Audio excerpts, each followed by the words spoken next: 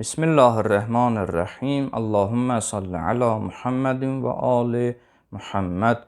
Əziz müminlər, Allahın izni və inayəti ilə bu gündə bir şəri məsələ oxuyub siz əzizlərin nəzərinə çatdırarıq.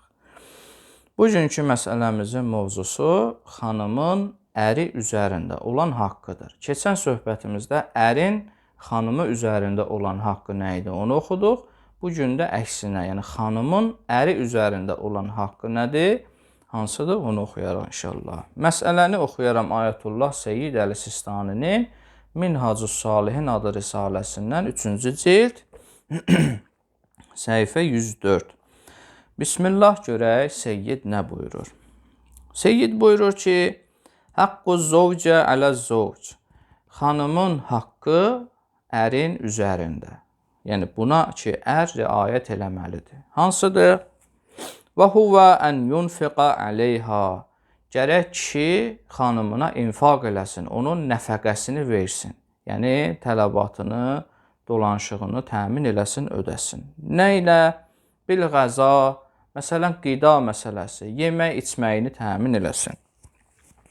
Vəl libas, geyimini təmin eləsin. Vəl məskən, onun yaşadığı, qaldığı məskəni təmin eləsin. Və sair ma təhtacu ileyhi bihəsəbi haliha bil qiyas ileyhi.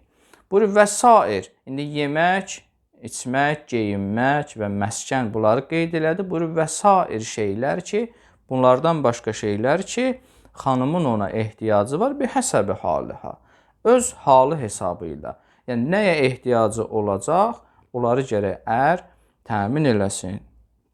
Məsələn, geyim məsələsində, məskən məsələsində, ola bilər, məsələn, misal vuraq, aydın olsun, öz halı hesabı ilə nə deməkdir? Məsələn, xanımdır, fərz edək ki, xəstədir. Bu gün ərzində istər-istəməz öz halı hesabı ilə deyək ki, 5 dəst paltar dəyişməlidir, qeyri-ixtiyarı, buna məcburdur. Və bunu dəyişmək üçün də, bunu etmək üçün də onun gərək bir neçə paltarı olsun. Yəni, normalda ola bilər 2 paltar adi vaxtda xəstə olmasaydı kifayət edərdi, amma belə bir halda ona 5 dəst paltar lazımdır. Bunun halı başqalarından adi haldan fərqləndi. Ona görə buyurur ki, Seyyid, üzr istəyəm, bihəsəbi haliha, öz xanımın halı hesabı ilə nəyə ehtiyacı var, onu gərək kişi təmin eləsin. Bil qiyas ileyhi, yəni kişinin vəziyyətinə uyğun olaraq, kişinin imkanına uyğun olaraq. Nədirsə o, ona vacibdir ki, bunu təmin eləsin. Yəni, haqlardan biri budur ki, onun nəfəqəsini, dediyimiz şeylər onun içindədir, gərək təmin etsin. Daha sonra və ən la yuəzziha, ona əziyyət etməsin. Av yəzliməhə, ona zülm etməsin. Av yüşakisəhə min duni vəchin şər'iyyin, yaxud onunla pis rəftar etməsin. Heç bir şər'i səbəb olmadan onunla rəftarını pis eləməsin. Heç bir şər'i səbəb olmadan deyəndə nə deməkdir? Məsələn, bir misal vuraq. Deyək ki, xanım Allah eləməmiş, məsələn, günah eləyən biridir. Ər də buna məsəl üçün deyək ki, bunun bu etdiyi günahdan, günaha tərk etmir, haram işlər eləyir. Buna da nəhyənil münkər, məsələn, xeyri yoxdur. Nə qədər xanımına deyir, o icra eləmir. Məsələn, burada kişinin vəzifəsi nədir? Xanımının etdiyi o pis işinə qarşı, məsələn, ona qaşqabaq töksün, onunla rəftarı pisləşdirsin ki, ta belə deyək, onu izhar eləsin ki, xanımının etdiyi bu işdən onun narazılığı var, onun bu işi ilə razı deyil. Burada məsələn görürsünüz, rəftar qismən də olsa dəyişir. Məsələn, onunla danışıq, onunla məsəl üçün deyək ki, əlaqə fərq eləyir adi halda. Ona görə Seyyid buyurur ki, heç bir şər'i səbəb olmadan, bəzən şər'i səbəblər ola bilər, o daha geniş bir izahdır, sair məsələlərdə oxuyarıq. Məsələn, heç bir şər'i səbəb yoxdur, onunla gərək pis rəftar eləməsin, pis dolanmasın, ona zülm eləməsin, ona əziyyət eləməsin. Və ən la yəhcürəhə rə'sən və yəcələhə kəl-mualləqə, buyurur ki, və onu evində tərk eləməsin. Nə kimi?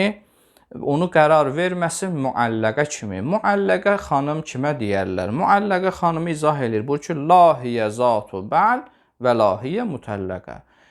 Müəlləqə xanım o xanıma deyərlər ki, nə təlaq almış kimi bir xanımdır, nə də evli bir xanım kimidir. Yəni biri var ki, məsələn, ər xanımı boşuyur, təlaqını verir, xanım olur azad. Artıq bilir ki, bu mütəlləqədir.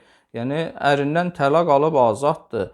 Yaxud belə deyək, evli bir xanımdır, bilir ki, evlidir, əri var, tələbatların ödəyir, onunla yaxşıdır filan.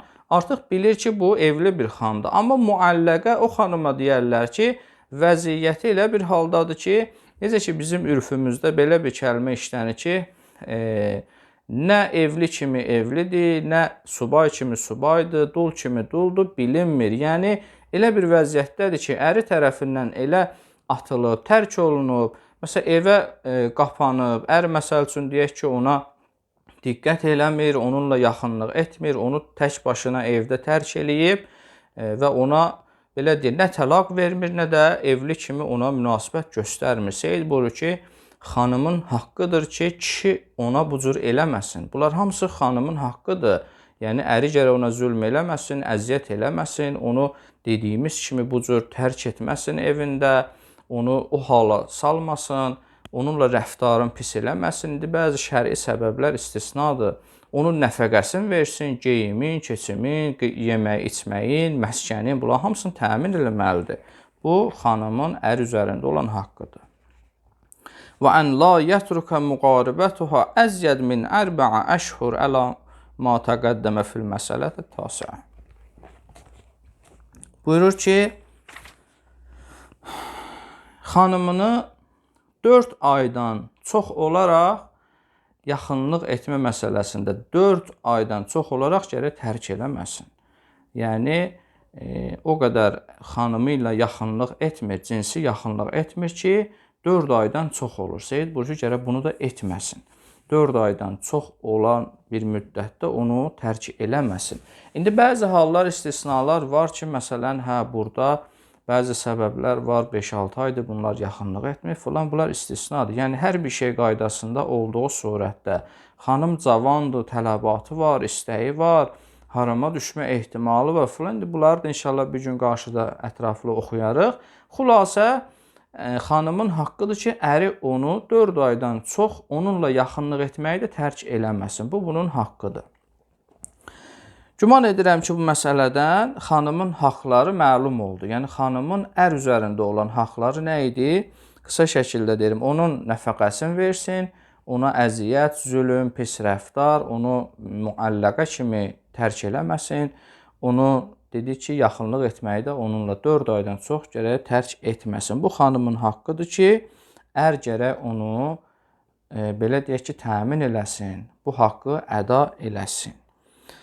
Bu da xanımın əri üzərində olan haqqı idi ki, hər ikisi də bundan əvvəl dedik, ərin xanım üzərində olan haqqı dedik, vacibdir.